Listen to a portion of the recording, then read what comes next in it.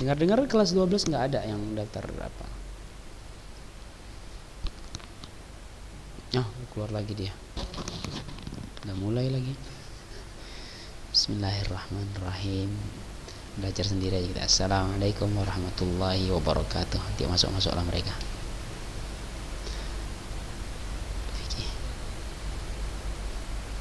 Alhamdulillahi ala ihsanih wa syukru lahu ala taufiqihi wa amtinanih. Asyhadu an la ilaha illallah ta'ziman li sya'nih wa asyhadu anna Muhammadan abduhu wa rasuluhu da'i ila ridwanih.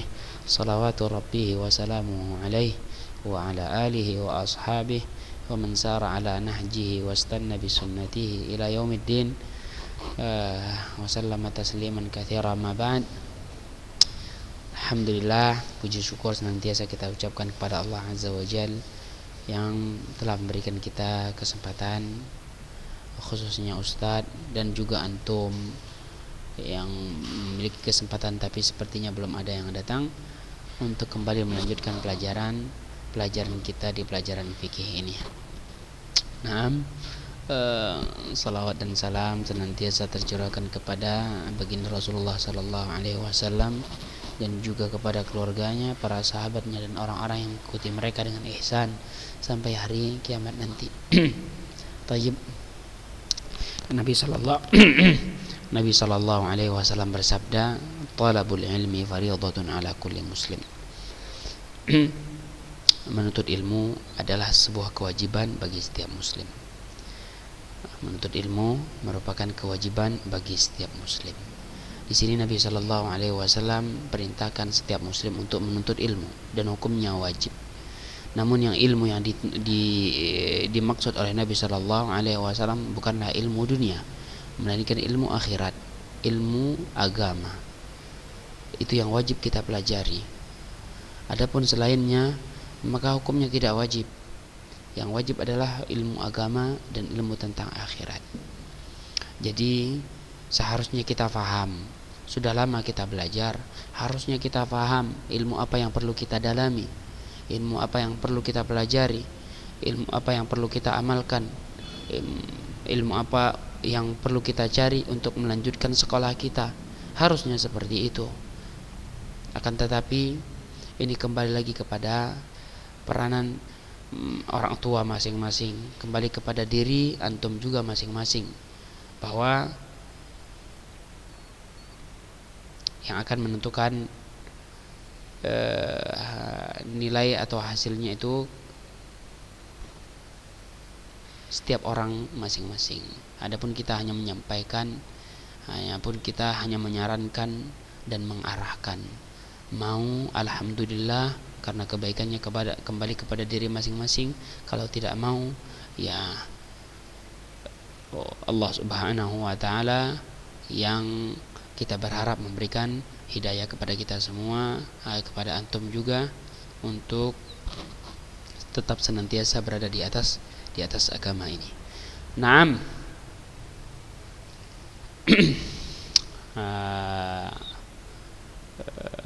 Siswa-siswa yang dimuliakan oleh Allah Azza wa Jal, kita sudah masuk kepada pembahasan tentang syarat-syarat nikah serta rukun-rukunnya. Masalah yang keenam masalah yang keenam di kitabun nikah. Syarat-syarat nikah dan rukun-rukunnya. Perhatikan kitabnya masing-masing. Syurutun nikah. Syarat-syarat nikah itu apa saja? Yushtaratu fin nikahi al-ati. Disyaratkan dalam menikah beberapa disyaratkan di dalam pernikahan sebagai berikut. Yang pertama, ta'yinu kullin minaz zawjain. Menentukan pasangannya siapa di setiap di kedua belah pihak, baik suami maka si wanita, baik dari sisi wanita maka dia harus menentukan siapa suaminya, ataupun yang laki-laki menentukan siapa istrinya, siapa wanitanya, harus dia tentukan. menentukan pasangan. Fala yasihu 'aqdun nikahi 'ala wahidatin la yu'ayyinuha.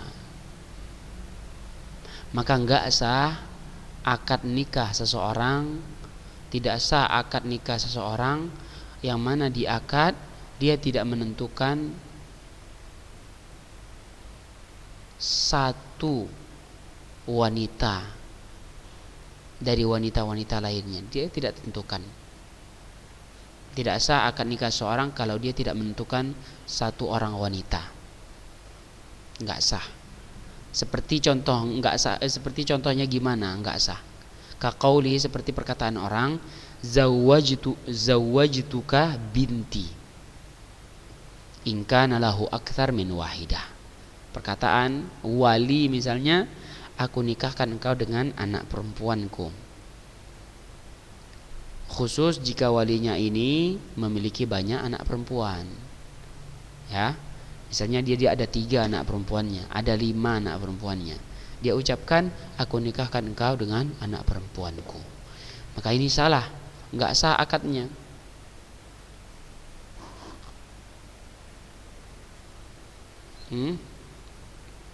Enggak sah anak perempuannya karena enggak ditentukan anak perempuannya yang mana, yang paling besar kah, atau yang kedua, atau yang ketiga, atau yang keempat, atau yang kelima.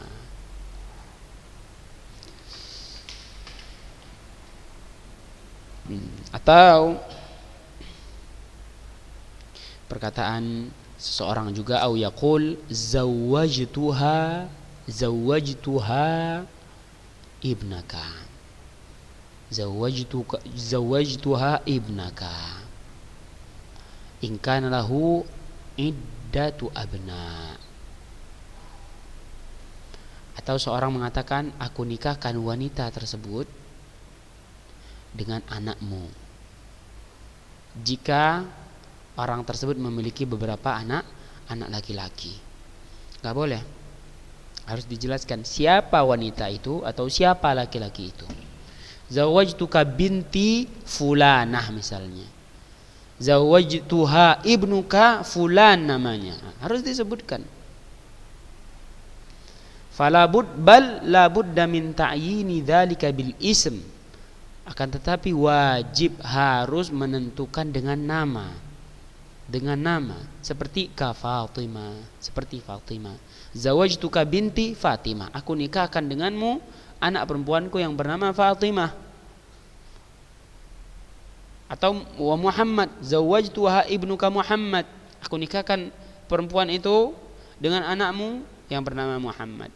Au bis sifah, seperti atau menentukan dengan sifat boleh, ditentukan. Kal kubra awis sughra, misalnya aku nikahkan denganmu anak perempuanku yang paling besar, paling tua misalnya, yang paling tua. Atau aku nikahkan kepadamu wanita tersebut dengan anakmu yang paling kecil misalnya. Ini jelas, orangnya jadinya jelas siapa yang paling kecil, siapa yang paling besar, siapa yang paling tua. Bisa boleh dengan sifat, menentukan dengan sifat, dan boleh juga dengan nama.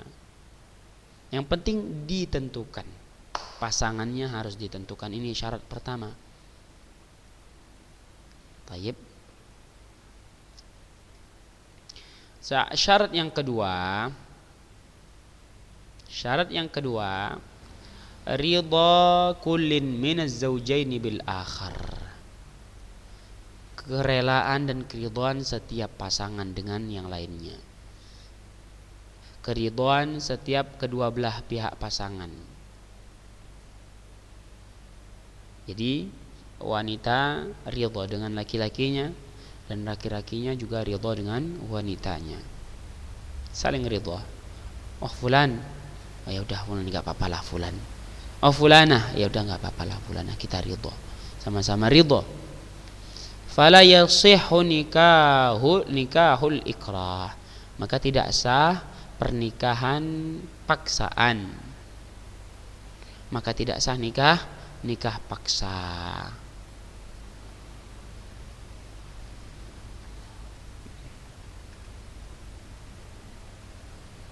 Perhatikan, li hadithi Abi Hurairah radhiyallahu anhu berdasarkan hadits Abu Hurairah radhiyallahu anhu anna Rasulullah sallallahu alaihi wasallam, bahwasanya Rasulullah sallallahu alaihi wasallam bersabda, la tunkahul ayyimu hatta tusta'mar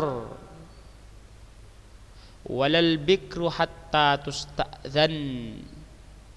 Tidak boleh menikahkan janda hatta tusta'mar, sampai diminta apakah dia setuju, apakah sampai dia diminta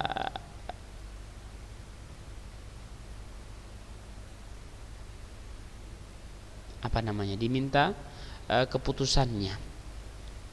keputusannya, walal bikru hatta tusta'zan, dan tidak pula wanita yang masih gadis perawan hingga diminta izin dengannya, izin apakah dia mau menikah atau tidak, ya, apakah dia mau menikah atau tidak.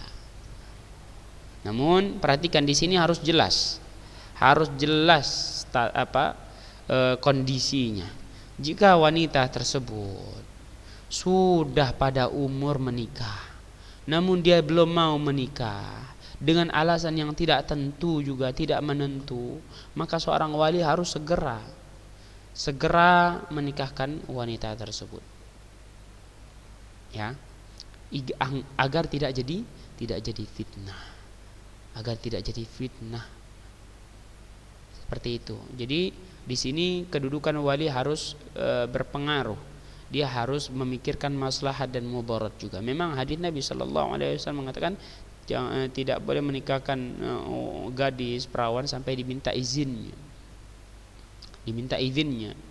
Jadi nggak boleh asal-asal langsung datangkan laki-laki langsung nikah, enggak, diminta izinnya. Apakah dia mau menikah? Ternyata jawabannya misalnya belum. Kenapa? Masih kecil. Taib, kita tunggu beberapa tahun lagi misalnya. Di tahun ini sudah pas dia untuk menikah, maka ditanya lagi sampai dia mau, misalnya dia izinkan misalnya, baru dicarikan laki-laki. Tapi kalau sudah lewat namun dia tetap menolak, maka harus ditanyakan apa permasalahannya, kenapa menolak, apa alasan yang jelas. Setelah itu dicarikan pasangan untuknya. Seperti itu. Jadi bukan dia belum mau menikah sampai kapanpun gak dinikah-nikahkan, itu salah, ya. Yang namanya wanita ini perlu diarahkan, dikasih masukan. Ini antum sampaikan kepada orang tua antum, karena antum belum punya anak perempuan. Kalau sudah punya anak perempuan, perlakukanlah perlakuan yang sama seperti yang antum pelajari sekarang. Nah, itu syarat yang kedua, kerelaan di kedua belah pasangan satu dengan yang lainnya. Yang ketiga, syarat yang ketiga, al-wilayatu fin nikah, adanya wali di dalam pernikahan. Fala yaqidu 'alal mar'ati illa waliyuha, maka tidak boleh ada yang melangsungkan akad terhadap perempuan melainkan walinya si perempuan. Yang berhak melangsungkan akad untuk si perempuan adalah wali si perempuan. Adanya wali dalam pernikahan. Ingat, adanya wali dalam pernikahan. Liqaulihi sallallahu alaihi wasallam, berdasarkan sabda Nabi sallallahu alaihi wasallam, la nikaha illa biwali, tidak ada pernikahan kecuali dengan wali. Maka kalau tidak ada wali, tidak sah nikahnya. Wa yushtaratu fil wali an yakuna rajulan balighan aqilan hurran adlan wala zahira.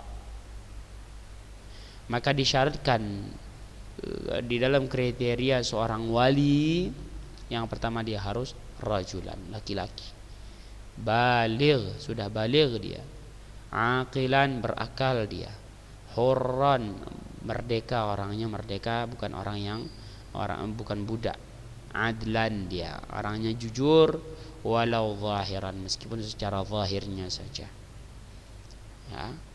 Adapun batinnya wallahu alam, yang penting kita lihat secara zahir dia adil, dia orangnya orang merdeka, bukan budak, dia berakal, secara zahir dia berakal, kemudian dia baligh, kemudian dia laki-laki. Jadi wali nggak boleh dari wanita, nggak boleh wali seseorang dalam pernikahan itu wanita. Jelas? Nah, yang keempat, asyhadatu ala aqdin nikah. Adanya saksi untuk akad nikah. Adanya saksi untuk akad nikah. Ini syarat-syarat pernikahan. Ada saksi. Jadi kalau nggak ada saksi berarti nggak nikah namanya ya. Fala yasihu illa bi syahidai adlin muslimaini. Maka tidak sah kecuali dengan dua saksi adil dan muslim kedua-duanya. Muslimaini balighaini adlaini walau zahiran. Perhatikan. Tidak sah pernikahan seseorang kecuali dengan dua saksi. Yang mana saksi ini dua muslim, baligh kedua-duanya, adil kedua-duanya, walau zahiran, meskipun secara zahir sama. Jadi di sini hukumnya secara al-hukmu ala zahir, hukum secara zahir. Zahirnya kita lihat, kalau secara zahirnya orang ini ternyata adil, dia muslim, dia baligh, maka kita boleh jadikan dia sebagai saksi. Liqauli Nabi sallallahu alaihi wasallam, berdasarkan sabda Nabi sallallahu alaihi wasallam, la nikaha illa biwaliyin wa syahidai adlin wa ma kana ghaira dzalika fahuwa batil. Tidak ada pernikahan kecuali dengan wali dan dua saksi yang adil, dan siapapun yang melakukan selainnya maka pernikahannya batil.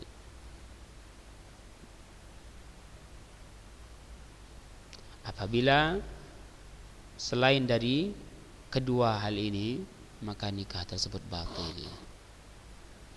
Tidak ada nikah kecuali dengan wali dan dua saksi adil.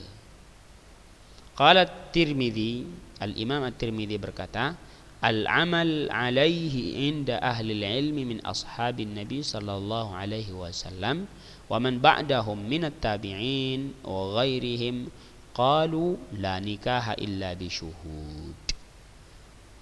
Imam Tirmidzi membawakan dan berkata bahwa ahlul ilmi, orang-orang yang berilmu dari sahabat-sahabat Nabi serta orang-orang setelah mereka dari tabi'in dan selainnya, ini beramal dengan sabda Nabi yang sudah kita sampaikan. Mereka nikah dengan wali dan dengan dua saksi adil minimal. Dua saksi yang adil minimal, bukan maksimal ya, minimal.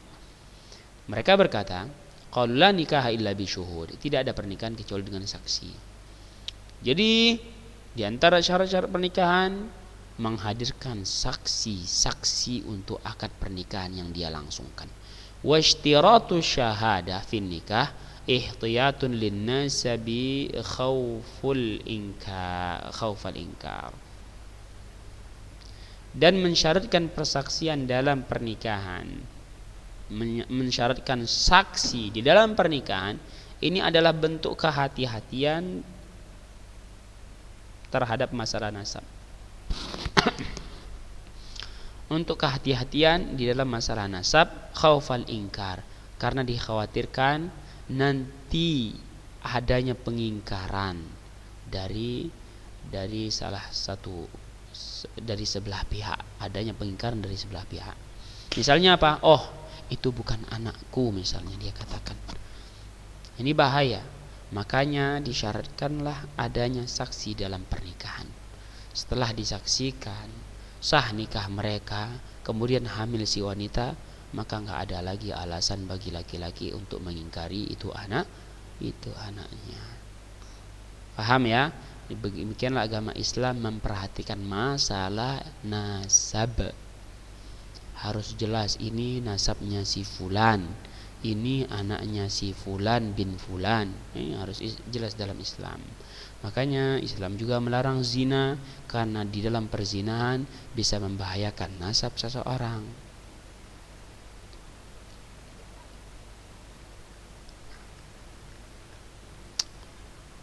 Yang terakhir syaratnya adalah khuluwuz zawjaini minal mawani'il lati tamna' minaz zawaj min nasabin aw sababin karada'in wa musaharatin wa ikhtilafu dinin wa nahwi dhalika min al-asbab ka an yakuna ahaduhuma mahraman bihajjin muhriman bihajjin aw umrah. Muhriman bihajjin aw umrah. Hilangnya segala penghalang-penghalang nikah yang dapat menghalangi kedua belah pasangan dari pernikahan. Hilangnya penghalang-penghalang tersebut. Apa contoh penghalang itu? Ada dari nasab ataupun sebab. Ya. Nasab misalnya ternyata mereka satu nasab, maka nggak boleh nikah. Oh, ini anaknya nggak boleh nikah berarti. Oh, ini bapaknya nggak boleh nikah berarti. Ini penghalang. Jadi hilangnya penghalang-penghalang yang dapat menghalangi seorang dari pernikahan dari kedua belah pasangan. Atau sebab yang menghalangi mereka dari pernikahan seperti sesusuan, wa musahara, ipar misalnya, bukan ipar, apa namanya? Musaharah.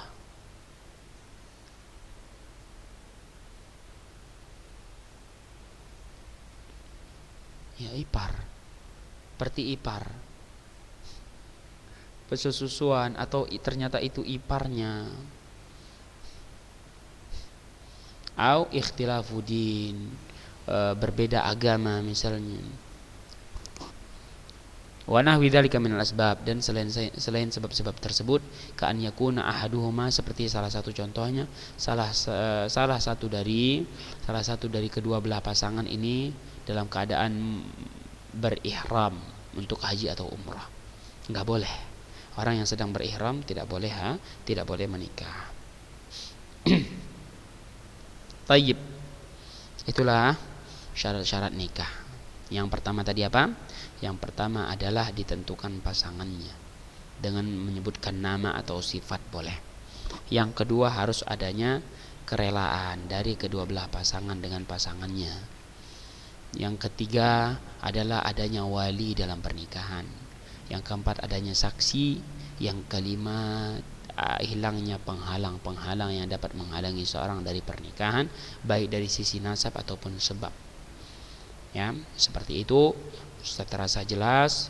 Semoga apa yang disampaikan bisa difahami. Wassallallahu wasallam ala nabiyina Muhammad wa ala alihi wa ashabi ajma'in. Kalau ada yang mau bertanya silakan bertanya. Kalau tidak, maka kita cukupkan sampai di sini.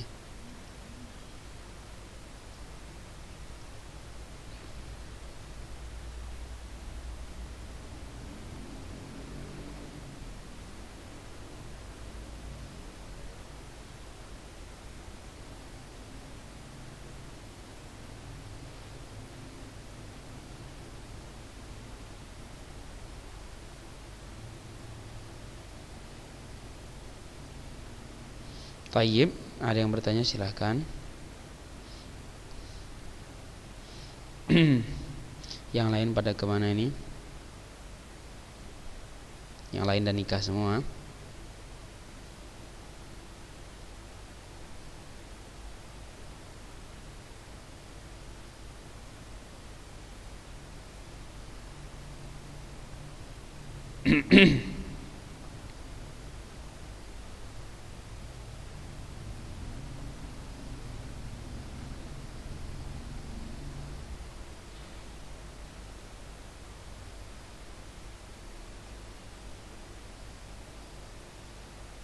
Tayyib, kalau tidak ada yang bertanya, kita absen. Yang hadir adalah Usamah, Akmal, Hafidh, Zuhri, Rabi'ah.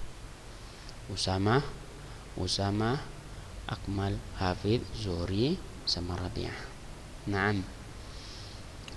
Subhanakallahumma wa bihamdika asyhadu an la ilaha illa anta astaghfiruka wa atubu ilaik. Wassalamualaikum warahmatullahi wabarakatuh.